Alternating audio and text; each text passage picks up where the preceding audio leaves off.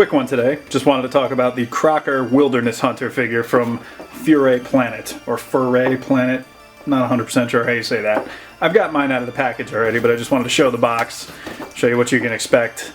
You got the figure on the back, two different versions. You've got the Prison Breaker and the Hunter, which is just the same figure with like all this different stuff on them. Shows the accessories, shows some different things, so stuff we'll get into. Let's move. Right, so here he is, out of the box. I've changed one thing on him already, and that would be these neck pieces. Now, he has a piece between his head and his body that is, right now, it's the forward-facing one. However, if you want him to be posed with his head turned to one side or the other, you would basically take that piece off, put the head on here, and then plug it back in. So, if you want him to have his head turned to his right, you would need to put this one on, and to his left, put this one on. So with the way that the standard piece is, the straightforward one, you do not get a lot of side-to-side head movement. That's just kind of the way the figure is engineered, but they do give you the option to be able to pose him facing one direction or the other. So, you know, right off the bat, I would, you know, probably like to not have to switch pieces, but I do appreciate that they gave it away to actually look at, you know, whatever direction you want him to look at, and he's not just limited to looking straight forward. So, you know, not articulated, but not bad either. Anyway, first impressions out of box, this is a massive figure. Like, this guy is really stocky. He's very solid. He's a very heavy figure. Todd McFarlane would be proud of the amount of plastic this guy uses. You can see that height-wise and, you know, the width of his body, including like the tail and everything too, he's not going to leave you wanting in terms of just a imposing looking figure. I'll give you that. As far as articulation goes, you do get a little slight bit of like up and down in the head. Not too much. As I mentioned, you will need to switch the neck pieces on and off if you want to kind of do it, you know, facing one direction or the other. However, you do get a twist, so you can kind of get like a little more expression out of him, as well as a hinge in his jaw, which will let you open it up about that far. So really good range on the jaw movement. The arm, you're going to be able to get the whole way around. It is kind of like blocked off by that part of his coat, but you can get it the whole way around, as well as a bicep swivel. He does have a swivel above his elbow as well, so you can get a little bit of extra range of motion in there. You can get the arm straightened out about that much, and I'd say just about 90 in a single jointed arm. Not bad. I mean, he's a bulky figure, so I don't know that a double jointed arm would have added too much more range, so I see why they did it this way. Looks like just kind of a standard peg inside the wrist, so there's no hinge or anything like that, so you will get a twist and you'll get a little bit of like a ball joint movement on it, but nothing too crazy. And while we got the arm here, at the shoulder, you will get it to go up about 90 degrees, but getting it down is not going to get you too much farther than where I have it right here because of just the mass of his body. But like I said, you do have enough articulation in the arm to kind of get him looking mostly rested down by his side. As far as the legs go, you will get a forward kick about that far. It goes back about that far, which is actually better than I was expecting because of the tail. You will get a bend in the knee, single joint, but it does go back pretty far just because of the way his leg is molded. And you can straighten it out about that far. His ankle, you will get a little bit of up and down. Nothing too crazy, I don't think. You will also get a little bit of an ankle rocker. Nothing super deep, but it is noticeable enough to be able to get him basically comfortable standing in many different poses. So you won't have any trouble balancing this guy, I don't believe. And there was also a twist above the knee. So that twist above the knee will allow you to incorporate some different posing as well. Lastly, the tail, once it's popped on, it does have, well, I mean, pops apart, but it does pop back in too. So it gives you a little bit of range of motion, nothing too crazy. It's articulated, but it's not like super articulated, so you're not going to be looking like an SH Monster Arts Godzilla figure with a tail that moves like crazy. But it gives you a little bit of range. Yeah, like I say, like nothing spectacular, but a little bit, you know, here and there just to kind of give you a few options, I guess. So here he is with the vest off. Basically, the easiest way to do that is to bring his arms straight back, as far back as you can, and then just pull the vest off from the front, like behind him like that. But when you do that, you can actually get much better use out of the torso articulation. So he will twist at the waist. You'll have no problems there. He will have a little bit of crunch in the upper like diaphragm joint. So that is pretty good range. I mean, for a figure of this size, I think that works pretty well. So basically, if you're just going by the torso articulation, you can have him standing up looking straight forward like this.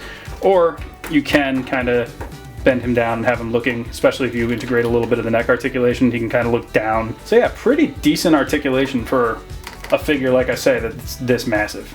And I just want to point out some special attention to the sculpt detail on the back and on the figure's arms and, you know, like basically the entire figure. It's sculpted beautifully, and they did not slouch on the paint either. The entire back of the figure is painted and shaded and everything, even though it's most times probably going to be covered up by a, what do you call it, by the vest that comes off.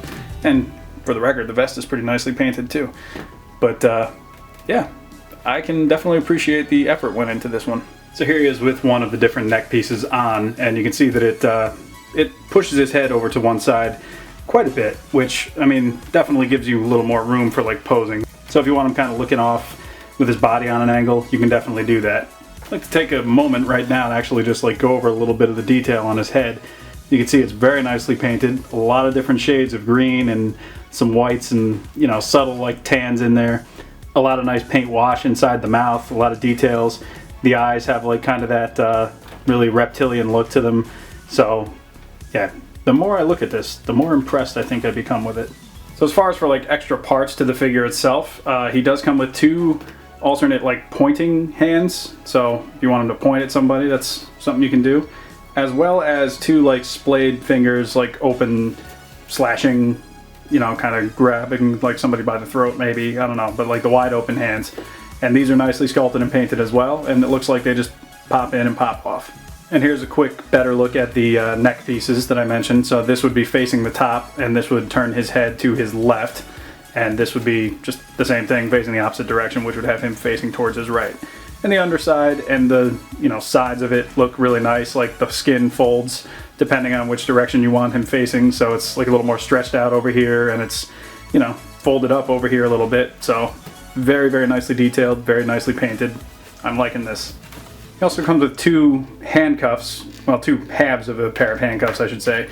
However, they do show you in the instruction manual that you can, you know, you will be able to, if you want to, separate this one link and combine the two together to make a full set of handcuffs. I don't know that I would do that. I kind of like the broken look. He also comes with this little pocket that goes on the back of the figure that I actually forgot to take off before, so you've seen this on the figure already if you've noticed. But this is where you'll be able to store a weapon, as well as this piece here, which gets thrown across his back.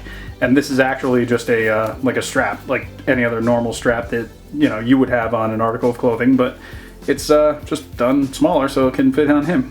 And last but not least, a couple different pieces here. You've got this giant knife, which I like a lot, and it goes into that little piece that I showed before, that little pocket. You got the shotgun that could go into the other piece that drapes across his back that I showed before. Nicely detailed. There's some weathering on the wood pieces. The metal looks nice and rusty. If you look at it from this side as well, same thing. You can notice the wood is all kind of beaten up and it's seen some battles and stuff like that. A little bit of rust on the barrel of the gun. Really cool. And then you get a little hat, which I don't know if that's a magnet in there. I'll check, actually. Hang on. Alright, so that is actually a magnet in there, but I don't know if he has a magnet in his head, so why, I wonder. So here we have the full ensemble. Got his hat, got his gun, got his knife on his back. Everything looked great. I am very, very happy with this. Now you might be asking, why did I buy this? What sense does this kind of weird looking figure make in my collection? Well, the answer is this. When people first started seeing this, they immediately thought of Leatherhead from Teenage Mutant Ninja Turtles. You know, this is kind of what Leatherhead looked like in the original cartoon, and honestly, if you stripped him of all of this stuff and just left him with, you know, just the jeans on or whatever, people thought, well, that could be a cool stand-in for Killer Croc, or, in my opinion, also Leatherhead, but from the 2012 Teenage Mutant Ninja Turtles series, where he's just kind of like a big mutant crocodile, basically. Now, that said, they go to great lengths to tell you how wrong you are about whether or not this is Leatherhead. If you think it is, it's not. And let me show you what I mean. You see, he comes with his own comic book that explains everything about this character, gives you his whole origin, and this is just to put the rumors to rest that this is not Leatherhead. In fact, the cover indicates that he's very rude. You see, this character is quite edgy, you see.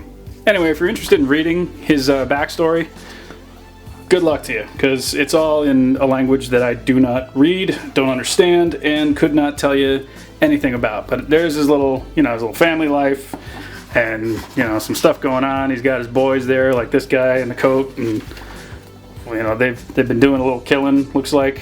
There's some weird monkey guy paying off the cop, it looks like. I don't know what's going on in this thing. But basically, here's some other figures that are probably going to be coming from this line. So, like, if you like this kind of stuff, go for it. You don't need it to be a facsimile for a Ninja Turtle villain. You could just buy these and, you know, use them as their intended purpose, I guess. Will I do that? I doubt it. That lady doesn't have a shirt. You can't put that on YouTube. So yeah, moral of the story, not Leatherhead. Anyway, here's a size comparison with Leatherhead, since we're already talking about him. And you can see how little these two have in common. These are nothing alike. So any similarities can obviously just be, you know, dismissed right away. There's no similarity between these two characters. Even from just a size standpoint though, this character stands much larger and stockier than some of the larger characters in NECA's cartoon TMNT series. So you're in for an impressive figure if you buy this, no question. So if you recall, I also mentioned that this could be potentially a stand-in for the 2012 version of Leatherhead if you just took all that stuff off of him. And I think that's an appropriate size because Leatherhead, like I mentioned, was massive in that show. So if you have the Revoltech 2012 Nickelodeon Turtles, this size works pretty well. Stylistically though, I think maybe this looks a little more realistic than you would probably want to go with this. Like obviously the 2012 show was just a very stylized show and every character kind of looked a certain way, and this doesn't quite match up with that in my opinion. So here's what I didn't expect.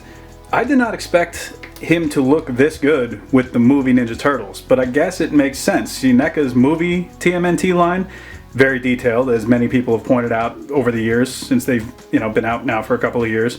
So people have a lot of, you know, high praise for those figures. But this looks like it could kind of fit in with them. I mean, it's a little different style-wise, but I mean, just in terms of realism, I think this is a pretty decent looking matchup here. So here he is with NECA's movie Shredder from the original 1990 movie. And you can see size-wise, Leatherhead is quite imposing. And I think this is actually pretty awesome. And here he is with Tokka and Rahzar from TMNT Secret of the Ooze, also by NECA. And if you have these figures, you know that these are not small figures. Like, these are quite substantially sized, and this guy is kind of dwarfing both of them. So yeah, as an imposing mutant character, villain, as a, you know, he's Leatherhead, isn't he? So as like another version of Leatherhead, this is, honestly, this is awesome. I'm really happy with this. Here he is, weapons drawn, ready to fight. Holds on to the knife really well, really tight, it's not going anywhere. Shotgun, same thing, although I don't think you're going to be able to get a two-handed gun pose out of him just because of how massive his arms are and how kind of limited the articulation is going to be to try and go across his friggin' massive chest. But, I mean, a character this size is probably one hand and a shotgun anyway, let's face it. And here he is with the handcuff pieces on. They just basically go on when you pop off the hands. You can slide them on and pop the hands back on. I also switched his hands to the wide open ones. It was easy to get the first pair of hands off, but these weren't super easy to get on. A lot of times when, like, the first time you go to put on alternate hands that come with a new figure, it takes a little doing, but I think, like, the more you pop them on and off, the easier these will become to switch. But yeah, it actually looks really cool. It's very similar to, like, the NECA King Kong chains, except the chain link pieces are a little longer. Kong, I think, only has a few links, but yeah, I like this. I think this is cool. So final thoughts. I'm very impressed with this guy. This is the, I believe the first figure that I've got from this company, at least the first figure I've gotten from this line, certainly. And he delivered, in my opinion. Is it the most articulated thing in the world? No. But it is imposing. It does look good with other figures that I already have in my collection. So I basically bought it for one reason, as I mentioned. And to me, it fulfills that pretty nicely. I mean, like I said, this, for what it is essentially an alternate version of Leatherhead for me, and this works very nicely in my opinion. He stands in very nicely with the movie Turtles, as I've got kind of a little thing going here. He looks great with the movie Turtle like villains like Tokka and Rahzar, as I've shown before. You could probably mix and match him in with like some various other like Batman displays if you just like take all the other stuff off him and have him be like a kind of a more monstrous version of Killer Croc. For example, like kind of how he looked in Hush, where he was much more like alligator-like and less humanoid. But yeah, overall, very happy with this figure. He is on Big Bad right now as I record this, so if that's something you're interested in, by all means, knock yourself out. And if not, well, you know, there's always next time, I guess. You can get something else or get whatever you want. With that said, my name is Captain McKay. Feel free to check out some other videos. Feel free to check me out on Patreon for exclusive stuff. All right, I'll catch you in the next one. Later on.